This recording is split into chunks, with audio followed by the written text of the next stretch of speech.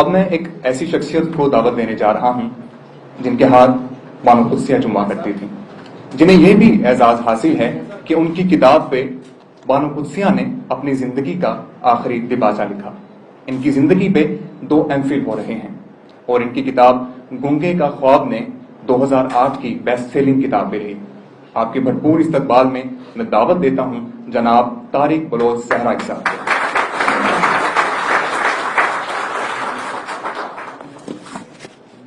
بسم اللہ الرحمن الرحیم۔ یہ تخیل ساز لوگوں کی بھی عجیب کیمسٹری ہوتی ہے، اپنے اندر اور باہر ایک میلہ سا لگائے رکھتے ہیں۔ ایک عمر کی ریاضت میں میں نے چپ رہنے کا فن سیکھا تھا، لیکن جب یہ ہنر میرے پاس آیا تو شاہ صاحب کا حکم آیا کہ بولنا ہے، اور شاہ صاحب میرے پرانے دوستوں میں ہیں، اور پرانے دوست ایاز کے صندوق کی طرح ہوتے ہیں جن کی خفگی کبھی مول نہیں جا سکتی۔ ویسے بھی قلم اور کتاب سے وابستہ لوگ میرے لیے سارے ہی قابل احترام ہیں، کیونکہ میں جانتا ہوں کہ لکھنا کتنا مشکل ہے۔ جھوٹ لکھو تو اندر کوئی مر جاتا ہے، سچ لکھو تو باہر کربلا ہے۔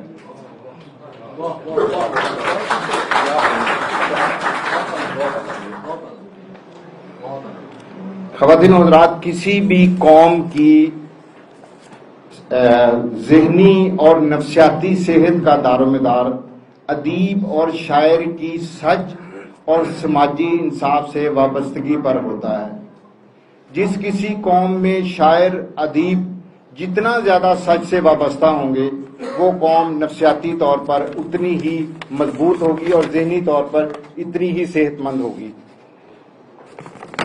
روحانیت کا تو پاس ورڈ ہی سچائی ہے، اور اس کا جو یوزر نیم ہے وہ توحید اور ترک دعویٰ ہے، وحدانیت اور ترک دعویٰ، یہ اس کا یوزر ورڈ ہے، اور اس کا پاس ورڈ جو ہے وہ سچائی ہے۔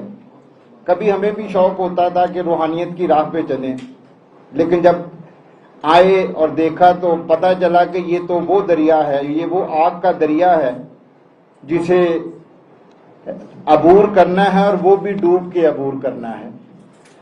چاہا کہ یہ جو اپلیکیشن ہے اپنے اندر انسٹال کر لیں، لیکن جب کسی کے پاس گئے اور اس سے پوچھا کہ یہ میں اپلیکیشن اپنے اندر انسٹال کرنا چاہتا ہوں، تو اس نے کہا کہ یہ ساری جو آپ کے اندر اپلیکیشنز ہیں یہ پہلے ساری ڈیلیٹ کرنی پڑیں گی۔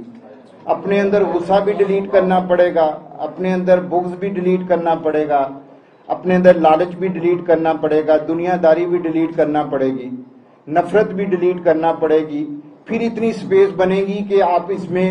اور پھر جب میں نے یہ کیا تو پھر بعد میں چلا کہ اس نے کہا کہ یہ آپ کو اپنا آپ بھی ڈیلیٹ کرنا پڑے گا، اور پھر میں ڈر کے واپس آ گیا، کیونکہ میں اپنا آپ ڈیلیٹ نہیں کرنا چاہتا تھا، مجھے اپنا نفس بڑا عزیز تھا۔ اور یہ روحانیت جو ہے یہ تو کمال چیز ہے، اللہ جس کو عطا کر دے اس کی دنیا بھی بن جاتی ہے اور آخرت بھی بن جاتی ہے۔ خواتین و حضرات، ادیب اور شاعر جو ہیں یہ محبت کے سفیر ہوتے ہیں، اور محبت کے بغیر زندگی گزارنا یہ ایک آفاقی گناہ ہے، اور آفاقی گناہ کی سزا بھی آفاقی ہوا کرتی ہے، اور آفاقی گناہ کی سب سے کم سزا جو ہے وہ دلوں کی بے سکونی ہوا کرتی ہے۔ اور شاید یہی وجہ ہے کہ ہم نے نفرت میں زندگی گزاری ہے، ہم دہشت گردی کی آگ میں جلے ہیں، اور ہم نے وہ کچھ سفر کیا ہے کہ میرے بچوں نے اتنے خواب نہیں دیکھے جتنے جنازے دیکھے ہیں۔ خدا کے لیے یہ ادب کو پروموٹ کریں، یہ آپ کے اندر ایک لینیٹ وہ لاتا ہے، ویو لاتا ہے، آپ کے اندر نرمی پیدا کرتا ہے، آپ کے اندر ایک کتھارسس پیدا کرتا ہے۔ اور ملک صاحب کی کتاب کو میں نے پڑھا، یہ ایک سفر ہے، زندگی کا سفر اور زندگی دینے والے کا سفر۔ یہ اس بارش کی طرح ہے، یہ روحانیت کی مسلسل وہ بارش ہے جس میں آدمی مسلسل بھیگتا رہتا ہے، اور شروع سے لے کے آخر تک میں نے کتاب پڑھی اور مجھے ایک جملے کا بھی احساس نہیں ہوا کہ یہ سوچ کر لکھا گیا ہے۔ اور یہ اس میں کچھ آپ کے جملے ہیں، میں آپ کو سناتا ہوں. یہ دیکھیے گا کہ کس طرح کس خوبصورتی سے لکھا، اور یہ بھی یوں لگتا ہے کہ یہ کاتب ہیں، ان سے لکھوایا گیا ہے. وہ تیرے پاس ہے جسے تم ادھر ادھر ڈھونڈ رہے ہو، تلاش کر رہے ہو، سوچ رہے ہو، کھوج رہے ہو. وہ تو تیرے پاس، تیرے اندر، تیری ذات میں ہے، تیری بات میں ہے، تیری سوچ میں ہے. اس کو تلاش نہ کر، مشاہدہ کی کوشش نہ کر، دید کی کاوش نہ کر، درشن کی خواہش نہ کر. محسوس کر، فیل کر، معاملات میں دیکھ، اعمال میں دیکھ، ذات میں دیکھ. وہ ہر بات، ہر ملاقات صفات اور فہم اور تخیلات میں آئے گا. آپ جہاں سے بھی دیکھ لیں، کوئی کتاب کا صفحہ دیکھ لیں، آپ کو یوں لگے گا کہ جیسے اوپر سے بارش ہو رہی ہے، روحانیت کی بارش ہو رہی ہے. زندگی میں دکھ دینے والے بے شمار اور خوشیاں بانٹنے والے قلیل ہوتے ہیں، بلکہ خوشیوں میں ساتھ چلنے والے بھی میسر نہیں آتے. انسان بہت خود غرض ہے، اپنی ذات کے حصار میں خود پتنزی سے باہر نکلتا ہی نہیں. خوشی کی تو دور کی بات، دکھ میں بھی آسرا نہیں دیتا، بلکہ شاید ہم اپنی فطرت کے خلاف، اندر کے حیوان کی مرضی کے عین مطابق خوشی میں دکھ دینے کی بھرپور کوشش کرتے ہیں. اس میں کیڑے نکالتے ہیں، نقص نکالتے ہیں، اور دوسرے کو دکھ اور تکلیف میں دیکھ کر تانا زنی کرتے ہیں. خواتین و حضرات، اس کتاب میں آپ کو یہ نہیں ملے گا کہ کہیں پہ تنقید کی ہوئی ہے، کیونکہ جس کی تنقید کی آنکھ کھل جاتی ہے، اس کی محبت کی آنکھ بند ہو جایا کرتی ہے. اور جس کی محبت کی آنکھ بند ہو جائے، اس کا دل سیاہ ہو جاتا ہے، اور سیاہ دل جہنم کا ایندھن ہوا کرتے ہیں. خواتین و حضرات، یہ جو زندگی لکھا ہے، قطرہ قطرہ زندگی، یہ زندگی بھی بڑی عجیب شے ہے، عجیب مہمہ ہے، گورکھ دندہ ہے. اور جس کی یہ ایسی گنجلک ہے کہ جس کی ڈور کا دوسرا سرا ڈھونڈتے ڈھونڈتے زندگی کی بنائی ساری اماوس بن جاتی ہے. ماں کہا کرتی تھی کہ زندگی ظرف کی طرح ہوتی ہے، اتنی ہی چھوٹی، اتنی ہی بڑی. اور میرا باپ کہا کرتا تھا کہ زندگی تاخیر سے بولے جانے والے سچ کی طرح جھوٹی ہے.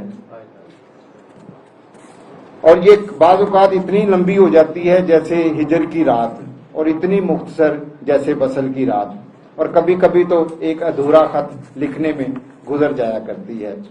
ابھی ایک آخری بات کر کے میں ختم کرتا ہوں کہ کچھ دن پہلے میرے پاس ایک لڑکا آیا، ایک نوجوان پڑھا لکھا، سندھ سے آیا. تو اس نے کہا کہ سر، آپ نے میری زندگی تبدیل کر دی. میں نے کہا کیا ہوا؟ اس نے کہا میں نے آپ کی کتاب پڑھی اور آپ نے لکھا تھا کہ بندہ رزق حرام نہیں کھاتا، رزق حرام بندے کو کھا جاتا ہے.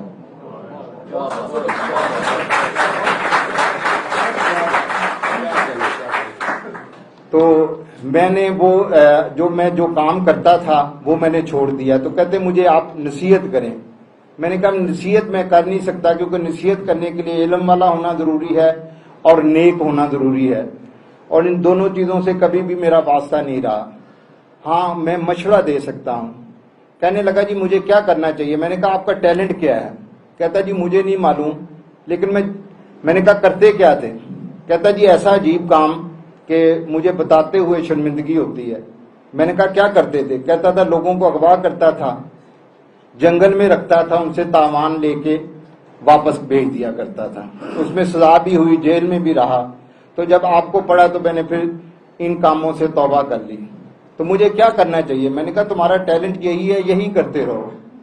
کہنے لگا صحیح یہ آپ کیسی بات کر رہے ہیں؟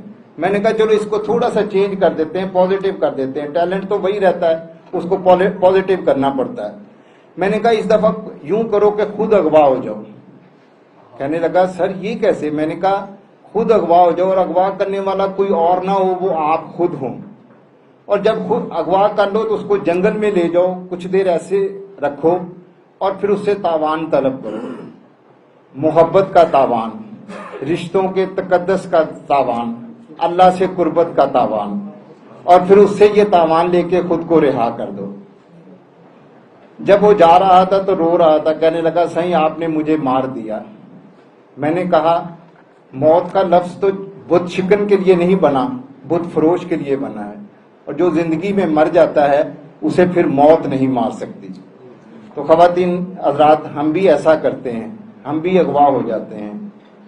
اغوا کرنے والا کوئی اور نہیں ہوگا، ہم خود ہوں گے.